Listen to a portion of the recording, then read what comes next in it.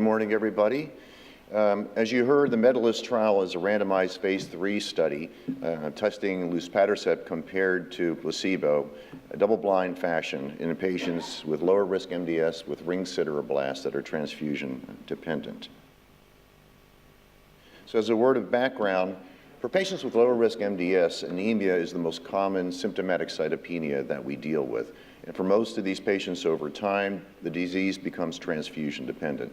And with that comes the attendant complications of iron loading.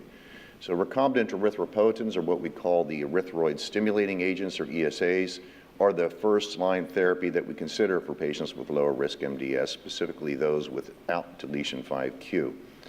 And for patients who fail those or are intolerant of those or are unlikely to respond, we have a limited number of choices of drugs to offer.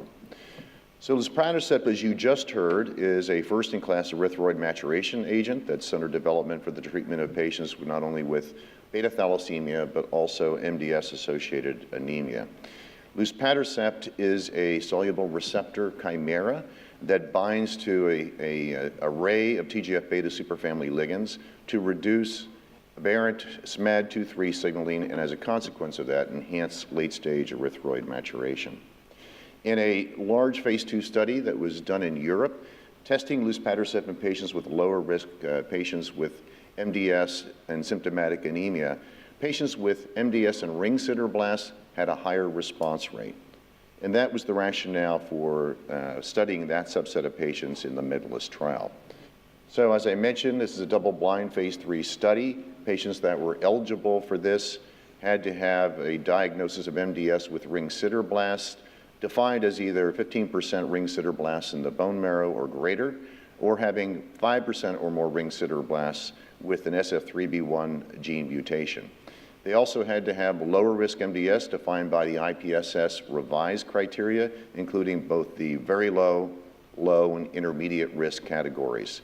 They also had to be red cell transfusion dependent, receiving at least 2 units every 8 weeks in the 16 weeks prior to randomization. And they also had to have less than 5% bone marrow blasts.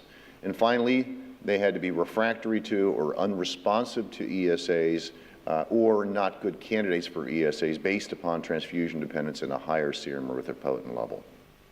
Patients were randomized in a 2-to-1 fashion to receive Luspatercept, beginning at a dose of 1 milligram per kilogram subcutaneously every 21 days, or to placebo. And the dose of Luspatercept could be escalated during the treatment to as high as 1.75 milligrams per kilogram every 21 days.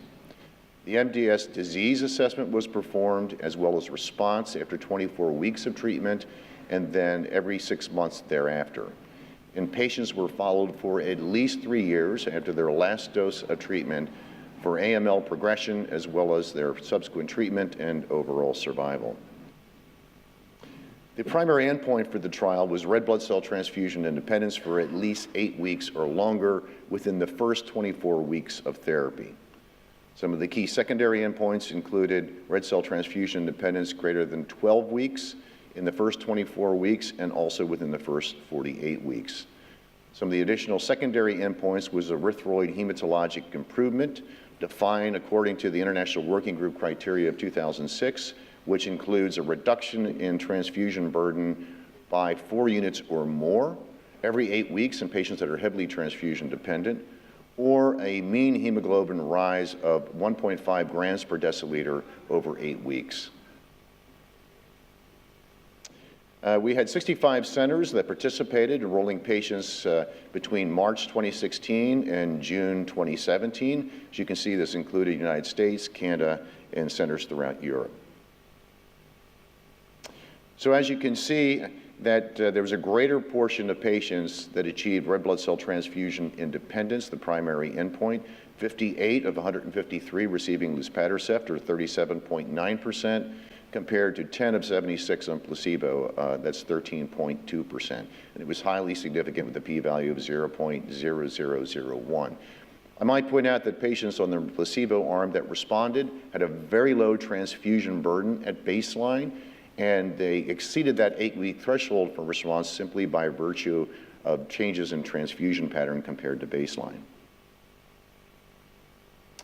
For the key secondary endpoints, overall 28% of patients on the Luspatercept arm achieved red cell transfusion independence for 12 weeks or longer. On the placebo, that was 6 or 7.9%, and again, that was highly significant. And also, overall, about 52.9% achieved hematologic improvement, as I mentioned the definition earlier, with Luspatercept treatment compared to 11.8% on placebo. I did mention that the median rise in hemoglobin in patients that achieved transfusion independence was 2.55, reaching as high as 4.1 grams per deciliter. This was a very clean drug and very safe drug. There were no differences in treatment emergent adverse events and absolutely no differences in severe adverse events or the frequency of progression to AML. So in conclusion, treatment with Luspatercept resulted in a significantly higher portion of patients who achieved red blood cell transfusion independence compared to placebo, as well as erythroid hematologic improvement. It was very well tolerated, and those responses were durable, with approximately 40% of patients remaining transfusion-free after 1 year of therapy. So Luspatercept is a potential new therapy that we think could be very effective in patients with lower risk MDS, with ring sideroblasts who are red cell transfusion dependent. Thank you.